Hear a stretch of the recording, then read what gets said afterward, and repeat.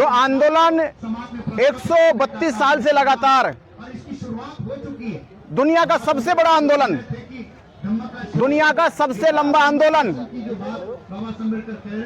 राम मंदिर से बड़ा आंदोलन, राम मंदिर का आंदोलन तो भारत का था, महाबोधि महाविहार का आंदोलन ये पूरी दुनिया का आंदोलन है। क्योंकि ये आंदोलन इसलिए दुनिया का है क्योंकि इस स्थान पर सिद्धार्थ गौतम ने जब 29 साल की आयु में घर छोड़ा तो 6 साल तप ध्यान साधना करने के बाद बोध गया की पावन धरती पर उनको बुद्धत्व प्राप्त हुआ। वो बुद्धत्व प्राप्त की पावन धरती आज ब्राह्मणों के कब्जे में है, आज हिंदुओं के कब्जे में है। पूरी दुनिया में बौद्ध है पर बौद्धों के पास बौद्धों का महाविहार नहीं है।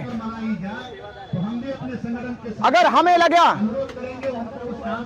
कि हम इसको बचा सकते हैं, हम इसको मुक्त करा सकते हैं, उसके लिए हमारी जान चली जाए, हमें जेल में डाल दिया जाए, हम हर एक जुल्म सहन करने को तैयार है, पर महाबोधि महाविहार मुक्त होना चाहिए।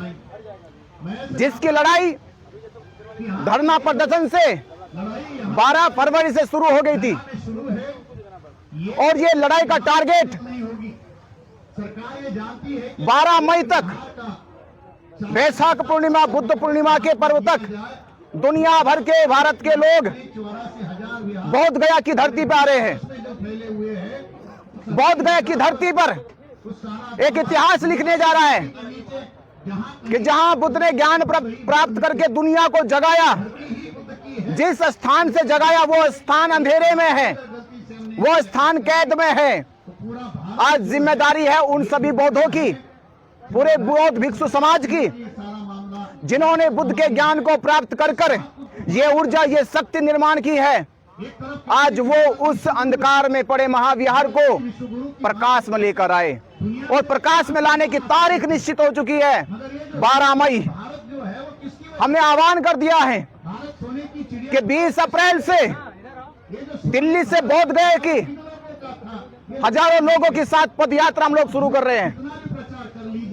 ये पदयात्रा दिल्ली से शुरू होकर बोध गया पहुंचेगी और जगह जगह बड़ी बड़ी जनसभाएं करेगी। जिन जनसभाओं का असर ये होगा कि देश के हर एक कोने से, दुनिया के हर एक कोने से बुद्ध को अपने शास्त्रा मानने वाले, बुद्ध को तथागत मानने वाले, बुद्ध के ज्ञान से अपने आप को ऊर्जावान बनाने वाला बौद्ध समाज, वो पैदल की यात्रा, बाइक से यात्रा, कारों से यात्रा, ट्रेन से यात्रा, बसों से यात्रा, वो हर माध्यम से यात्रा करनी शुरू करेगा। और 11-12 मई को बोध गया की धरती बौद्ध में हो जाएगी। और फिर हम कहेंगे सरकार से कि जो सरकार कह रही थी कि इनकी संख्या कम है, इन्होंने संख्या देखी है। 2 अप्रैल आंदोलन देखा, देश का प्रधानमंत्री हिल गया। तो बिहार सरकार से कह रहे हैं हम कि 11-12 मई को भारत का हर एक बौद्ध समाज, भारत का पूरा बहुजन समाज बोध गया की धरती पे आ रहा है। और जो वर्षों से बौद्ध विहार ब्राह्मण और हिंदुओं के कब्जे में है, जिस पर बीटी एक्ट 1949 बनाकर अब एक तरीके से कब्जा कर रखा है, उसे कब्जा मुक्त कराया जाएगा। उसे महाबोधि महाविहार के उपासकों को, बौद्ध भिक्षुओं को सौंपा जाएगा। और मैं आपसे यही अपील कर रहा हूं, जिन लोगों ने इस वीडियो को देखा कि किस तरह से ब्राह्मण पंडितों के साथ हमारा वार्तालाप हुआ है, किस तरह से उनके साथ हमारी चर्चा हुई है, उन्होंने उसके खिलाफ हमारे जाके मुकदमे दर्ज कराए, जेल भिजवाने की तैयारी करी। पर हम डरने वाले नहीं हैं। हम फिर भी कह रहे हैं कि बोध गया को बुद्ध पूर्णिमा तक आजाद करा लेना है। और ये आजादी होगी जब आप अपने घर से निकलेंगे, अपने शहरों से निकलोगे, अपने राज्यों से निकलोगे और 11-12 मई को लाखों की संख्या बोध गया में पहुंच जाए। कुछ नहीं बनते जी, महाविहार को बचाते बचाते खुद कानूनी शिकंजे में फंस गए आप। ये छोटे बड़े शिकंजे महाबोधि महाविहार के आंदोलन को और गति देंगे और शक्ति देंगे। आप देखिए, कल एक आप थे, समता आवाज खड़ी थी, बस समता आवाज ने दिखाया, धाकड़ टीवी ने दिखाया ढाकर टीवी की आवाज, जहां 2 चैनल की आवाज थी, आज आवाज देखो कितनी हो गई है।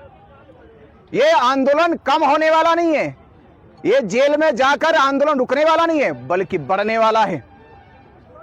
और बाबा साहब अम्बेडकर जी कहते थे कि आजादी की लड़ाई, हक की लड़ाई कुर्बानी मांगती है। आप एक कुर्बानी दोगे, 1 लाख लोग तैयार आ जाएंगे।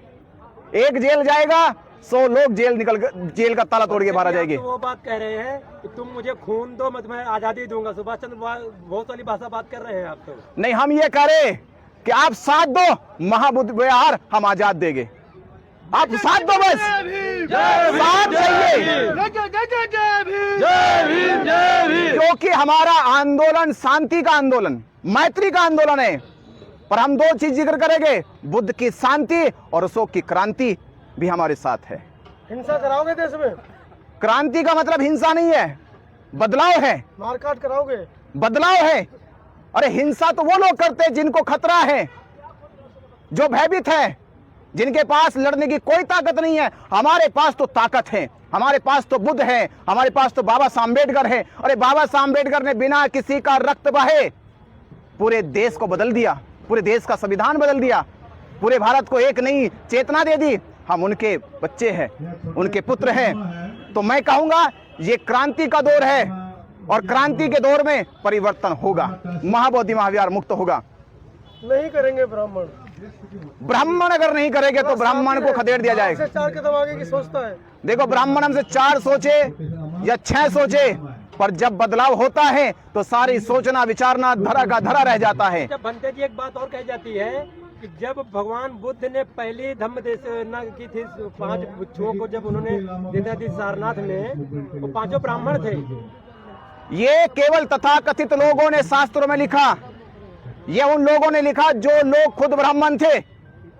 क्योंकि जब बुद्ध के धम्म का शास्त्र लिखा गया, अनुवाद किया गया, तो अनुवाद करते समय लिखने वाले लोग ब्राह्मण थे, इसलिए उन्होंने जिक्र करा। क्योंकि हमने देखा कि हमारे भारत के साहित्यों में, शिक्षा के क्षेत्र में पहले ये लिखा गया, गरीब ब्राह्मण, विद्वान ब्राह्मण, चतुर ब्राह्मण, होशियार ब्राह्मण, तो बुद्ध के शिष्य भी ब्राह्मण। अरे ब्राह्मणों को से बुद्ध की शिक्षा का मतलब नहीं, वो सब श्रावक हैं। तो बंदे जी एक सवाल मेरा रहेगा कि भगवान बुद्ध ने ब्राह्मणों के गुण क्या बताए हैं? देखिए, तथागत बुद्ध कहते हैं कि मेरी नजर में वो श्रेष्ठ है। वो ब्राह्मण भी कहते हैं, पंडित भी कहते हैं, महापंडित भी कह रहे, महाविद्वान भी कहते हैं कि उसके पास 3 गुण होने चाहिए।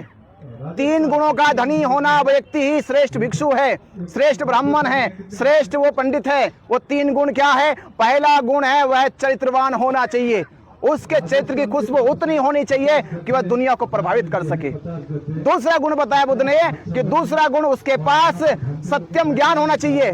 सत्यम ज्ञान जो उसने खोजा हो, जो उसने पाया हो, जो उसने प्राप्त किया हो। तोता वाला ज्ञान नहीं कि रट लिए शास्त्र, रट रट के कथा कहानियां सुनाने लगे। संबोधि का ज्ञान होना चाहिए, वह श्रेष्ठ ब्राह्मण है, वह श्रेष्ठ भिक्षु है। और तीसरा उसका श्रेष्ठ आचरण और व्यवहार होना चाहिए। इन 3 गुणों का धनी व्यक्ति ही दुनिया का श्रेष्ठतम ब्राह्मण है, दुनिया का श्रेष्ठतम पंडित है, दुनिया का श्रेष्ठतम बौद्ध भिक्षु है। मतलब आप साफ साफ कहना चाहते हैं कि जो ब्राह्मण है ये सब फर्जी और ढोंगी है? ये सब फर्जी है, और 3 गुणों का मानक है। ये पैमाना लगाइए, कसौटी लगाइए, 3 गुणों में परिपूर्ण हो जाए, वही श्रेष्ठ है। भांते जी, आप हजारों साल से यहाँ बौद्ध भिक्षु लोग रहते हैं, किस कारण से अभी तक आप पिछड़े रह गए? जो आपका पूरा जहाँ पे ज्ञान प्राप्ति हुआ बुद्ध का, उस जगह पे भी आप नजर नहीं आते हैं। देखिए, नजर आए नहीं आए ये सवाल है। तथागत बुद्ध ने कहा था कि चरित भिक्खवे भोजनताए भोजन सुखाए लोकान कंपाए, यानी चारिका करते रहो, प्रचार करते रहो, बातों को फैलाते रहो, संसार के हर एक व्यक्ति से जुड़ो। वो काम सबसे पहले किनका था? बौद्ध भिक्षुओं का था। और आज के दौर में वो काम किनका? वो मीडिया का है। वो काम आज मीडिया का आप लोगों का है। और मैं आपसे कह रहा हूँ, ये मीडिया के लोगों ने मीडिया के ऊपर आरोप लगा रहे नहीं, बनते जी आपसे बात करूंगा। मैं आरोप नहीं लगा रहा, मीडिया से कह रहा हूँ अपनी, कि मेरी मीडिया के लोगों ने जैसे वो लोग दिखाते अपने बाबाओं को, अपने संतों को, आप एक हफ्ते में एक वीडियो लगाते, बौद्ध भिक्षु का एक वीडियो लगाते, बौद्ध भिक्षु का एक इंटरव्यू लगाते, बौद्ध धर्म का एक इंटरव्यू लगाते। मैं कहता हूँ कि आपके प्रयास से ही, आपकी इस कोशिश से ही भारत बौद्ध में हो जाता। भदोही से चल करके 80 लोग आए हुए हैं, एक को गिरफ्तार कर लिया है पुलिस ने। 80 लोग हमारे डिस्टर्ब है, कृपया उनके लिए कुछ किया जाए। अब आप देख रहे, सुन रहे, आप पूरी पुलिस ने हमारे आने वाले लोगों को एक आदमी गिरफ्तार कर लिया। पर ये घबराने की जरूरत नहीं है। अरे भाई जेल ही तो जाना है, जेल ही तो जाना है। तथागत ने कहा सर फूट जाए तो धम्म का प्रचार करना बंद मत करना, आपके ऊपर तलवार खड़ी हो जाए तो धम्म का प्रचार करना बंद मत करना, आपकी जान भी चली जाए तो धम्म का प्रचार करते हुए डिगना मत, निरंतर करते रहना। हम वो हौसला लेके खड़े हैं। जेल डालो, मुकदमे लगाओ, मार दो, गोली चलाओ, डंडे चलाओ, तलवार चलाओ, पर यह आंदोलन चलता रहेगा जब तक मां बोधि महाविहार मुक्त ना हो जाए।